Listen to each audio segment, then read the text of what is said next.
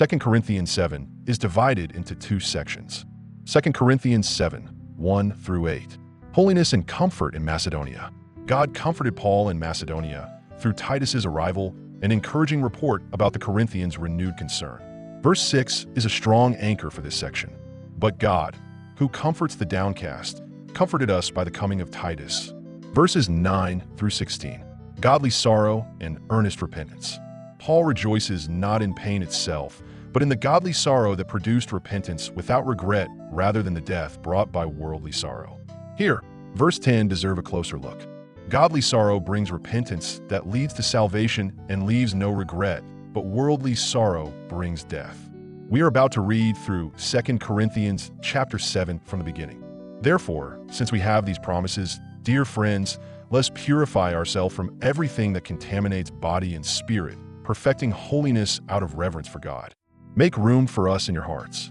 We have wronged no one. We have corrupted no one. We have exploited no one. I do not say this to condemn you. I have said before that you have such a place in our hearts that we would live or die with you. I have spoken to you with great frankness.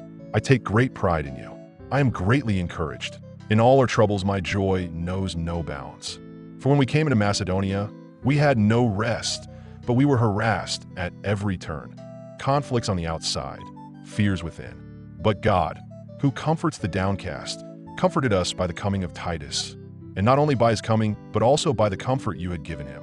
He told us about your longing for me, your deep sorrow, your ardent concern for me, so that my joy was greater than ever.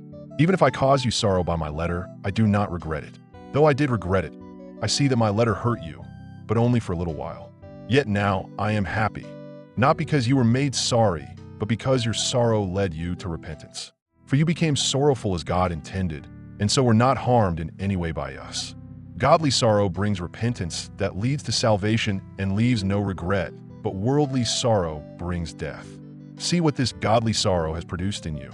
What earnestness, what eagerness to clear yourselves, what indignation, what alarm, what longing, what concern, what readiness to see justice done. At every point you have proved yourselves to be innocent in this matter. So even though I wrote to you, it was neither on account of the one who did the wrong, nor on account of the injured party, but rather that before God you could see for yourselves how devoted to us you are. By all this we are encouraged. In addition to our own encouragement, we were especially delighted to see how happy Titus was, because his spirit has been refreshed by all of you.